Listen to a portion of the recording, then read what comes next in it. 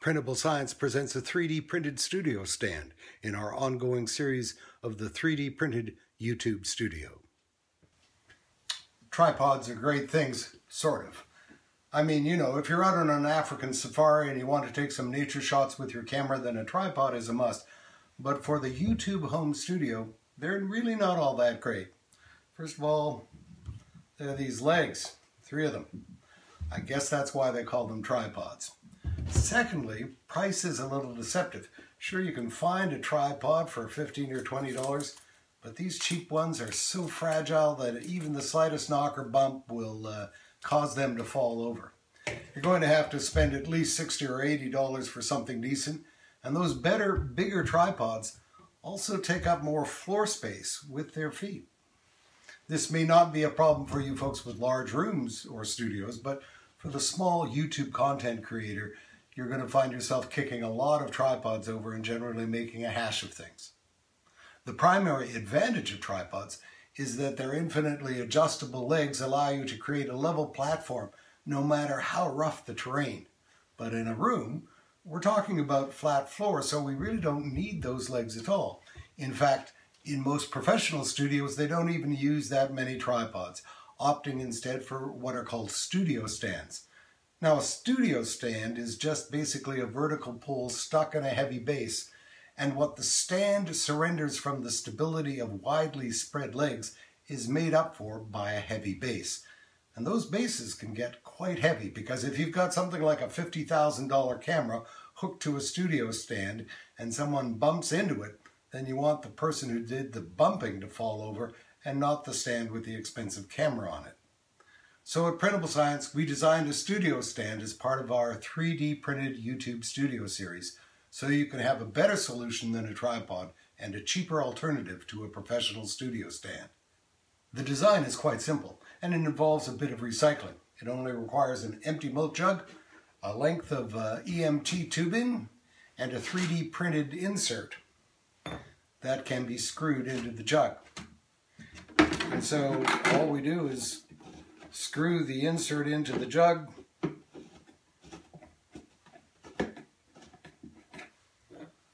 drop in our pipe, and of course it would be much longer, or we can have it cut to any size we need, and that'll give us a long stand and a heavy base for our studio stand needs. Now, we need to fill up our milk jug to make it heavier, because an empty milk jug is not that heavy, so it's not very stable at all. You might think that all you need to do is fill it with water, but we discovered is that these milk jugs just aren't that durable, and even a small bit of handling usually leads to a leak or crack, and then you've got a gallon of water to clean up off the floor. We tried sand as well, but same thing. In fact, it's even harder to pick up a gallon of sand off the floor than it is water, particularly if you spilled it on a carpet. So we need to add some weight that won't leak, and that's actually not as easy as it sounds. Believe it or not, weight, buying something just for its mass, can be pretty expensive. One of our original designs involved using free weights, you know, the kind that weightlifters use. They even have a hole in the center for a pole. But even though they're called free weights, they're not that cheap. They cost around 75 cents to $1 a pound, so for a 25-pound stand, you could be looking at $25 just for the weights.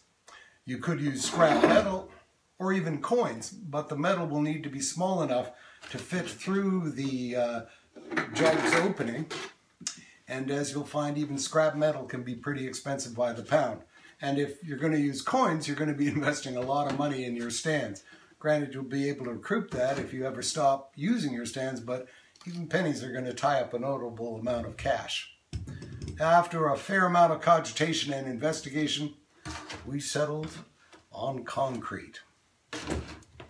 It's pretty cheap, actually, and it's about 3 times the weight of water too, so a gallon milk filled with water, or I should say a gallon milk jug filled with concrete, is going to come in at around 25 pounds, which should be more than ample for our home studio needs. You'll recognize this yellow bag, and you can pick that up at your local hardware store. Anyway, if you've got some metal hanging around, you can always drop what you've got into the jug, and it can be embedded in the concrete, and that'll help make your jug even heavier. As I say, concrete is about 3 times the weight of water, and iron is about 7 times the mass. Now, not only is concrete cheap, coming in at about 10 cents a pound, as I say, it's easy to get a hold of. You can pick up a 30 kilogram, 60 pound bag from your local hardware store, and don't get fancy. There's lots of different types of concrete out there, but just get the cheapest stuff they've got. It's just concrete. We're actually going to make 2 sizes of stands, a standard gallon size for the floor stand, and then a quart size to make stands suitable for being on the top of a desk or a workbench. A nice feature of milk jugs is that regardless of their capacity, they all have a 38mm screw top, and we've supplied STL files for both 1/2 inch and 3/4 inch Emt pipe diameters. We're going to be using a 1/2 inch pipe in our small stands and a 3/4 inch pipe in our large stands. Now, you might even ask why we even need this printed insert. Why not just stick the pipe in the concrete and be done with it? Well, it's mainly to make things more portable and versatile. When you can slip the pipe in and out, then you can remove it for easier carrying. And if you have different lengths of pipe, you only have to move the pipe when you're setting things up. Now, to keep things within our 90 cubic millimeter build volume, you print the insert in 2 pieces. A top piece that screws onto the milk jug, and a second piece that serves as an extension so that a longer section of pipe is anchored in the milk jug. We printed our inserts in PVC for a 0.4 millimeter nozzle, 2 perimeters, 10% infill, and a 0.2 layer height. But if you want to print faster, you can make the Z layer as high as you can reasonably print. This sucker is going to be enclosed in concrete, so it's not like you have to make your prints all that strong or all that pretty. However, when you finish printing the pieces, you're going to need to glue them together, and the seam has to be literally waterproof, or concrete proof as the case may be. So we recommend epoxy or a glue gun to assemble them. Now, if you haven't already checked it out, you should take a look at making one of our epoxy workstations using the link up here. You'll find it's a handy and very useful accessory for your gluing tasks. Now, all we do is mix up a small batch. Then we add a generous amount of epoxy to the base of the top part.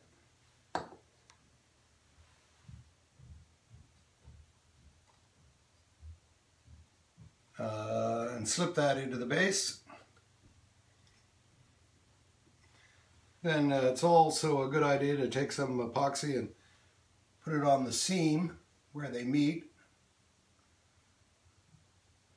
And as many people seem to experience difficulty actually getting a waterproof, literally waterproof base with their first few layers on their printer, it's always a good idea to maybe just put some epoxy on the top there so that'll seal the bottom of your print so that concrete won't seep into our insert when the concrete is drying in the milk jug. So, when you've given that the recommended time to set, it's time to mix some concrete. But how much? If we fill the milk jug to the top of it with concrete and then we just drop in our 3D printed insert, it's going to flow all over the top and make an incredible mess. Let's just give this time to dry, and we'll come back and talk about that problem. Back in the 3rd century BC, there was this guy from Greece named Archimedes, and he was a mathematician, a physicist, an engineer, inventor, an astronomer, and probably a lot of other things as well.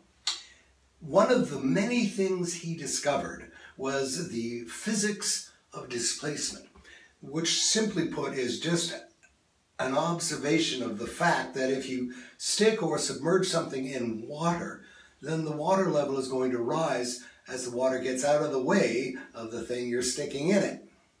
Now, this may strike you as self-evident, but bear in mind it's a lot easier to say, oh, that's easy, what's the big deal? It makes sense to me when you already know the answer. And, well, we've known the answer thanks to Archimedes for over 2,200 years. It's a well-known story. Archimedes was getting into the bath, and he noticed that as he climbed into the tub, that the sides of the water in the tub got higher.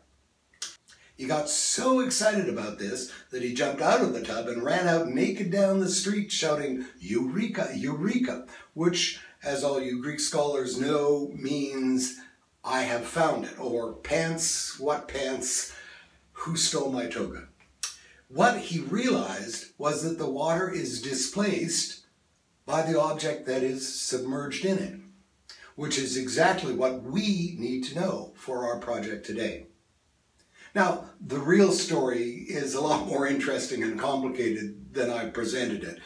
And if you'd be interested in a video about the physics of displacement and the full impact of Archimedes' observations, let us know in the comments below. Okay, so first of all, we have to climb into the bathtub with our milk jug and our 3D printed insert.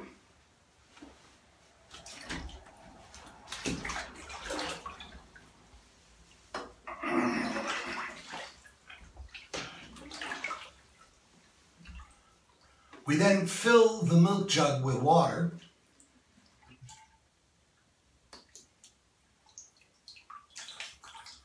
Gosh, we have a leak in there? I don't think so. Anyway, we insert the insert, and as you can see, the water level rises and begins pushing out the water that is displaced by the insert. When we've inserted it as far as we need to and screw down the cap there, then we can remove it.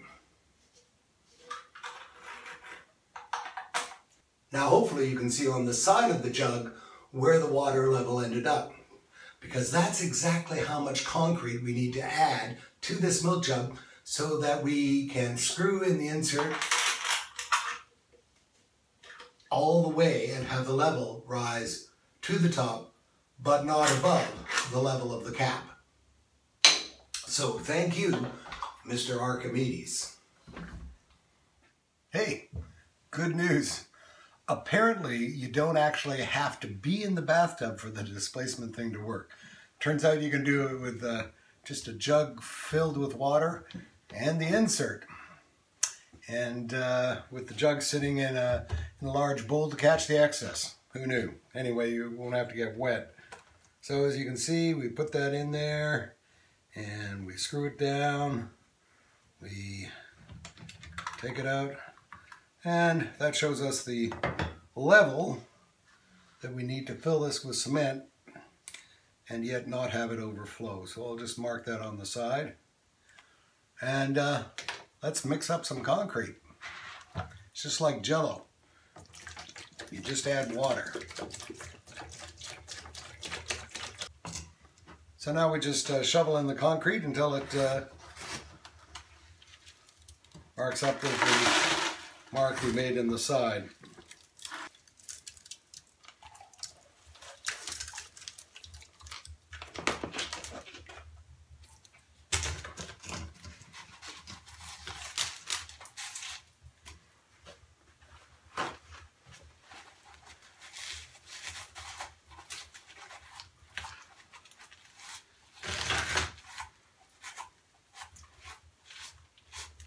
Maybe we'll make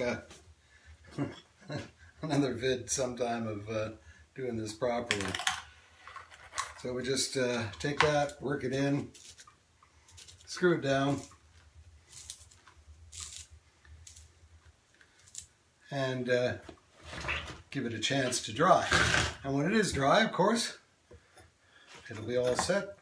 And we just set our pipe in there, and it'll be good to go. Nice, heavy studio stand.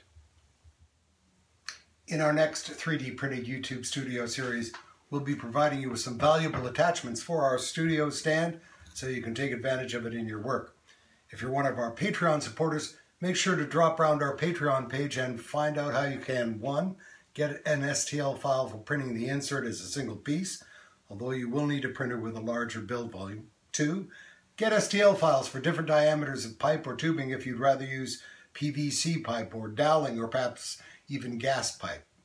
And 3, while milk jugs have a standard 38mm diameter, there is some variation in the thread the cap screws on with, and the primary difference seems to be the number of starts, i.e., the number of times the thread begins rather than a single continuous thread. And often the thread is composed of 5 or 6 independent threads kind of spun together. You'll be able to get an insert with whatever thread description matches the jug you're wanting to use. Now, for this project, we provided a 38mm thread with 6 starts, which seems to be the most popular standard. We hope our studio stand is of use to you and that you find it useful when you need a compact stand that uses a smaller footprint than a tripod and costs a lot less too. If you're going to use the Emt pipe we've suggested for this video, then you may want to check out our video on Emt Pipe Profiles. The link is up here. And of course, if you've bought some Emt pipe and want to cut it out, you might want to check out our video on a pipe miter cutting clamp. Once again, the link is up here. Thanks for watching. And won't you help by becoming an important part of the Printable Science family and making this channel more valuable and successful?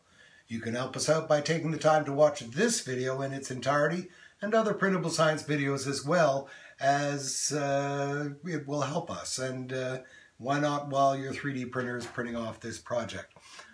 Also, let me apologize to those of you who have watched this video hoping to see where I hurt myself, and to my YouTube consultants Isabella and Oliver who recommend that I hurt myself in every video. But there was actually a lot of content in this video, and rather than making this video overly long, I thought I could hold off hurting myself until the next vid. You can leave comments and questions below. That will help us to continue to create useful videos and 3D STL files that are printer ready and help you to maximize the power and utility of your 3D printer. Your feedback is very important. If you've enjoyed this video, please click the thumbs up button, and if you have just a moment, won't you show your support by clicking the subscribe button below. If you want to make sure you don't miss out on our upcoming videos on 3D printing, you'll want to click on the notify bell as well. And please consider supporting Printable Science on Patreon using the link supplied below. You can become one of our Patreon supporters for as little as $1 a month, and it'll provide you with lots and lots of extras and additional information, as well as going a long way to defray the cost of making these files and videos. Down below, you'll also find a link where you can download a copy of the STL file from Thingiverse so that you can assemble your own 3D printed studio stand insert. As always, you can download a copy of the STL files for this and other projects directly from our website. The latest files and a discussion board on the 3D printed studio stand are available at the printablescience.com website, where all the science that fits we print.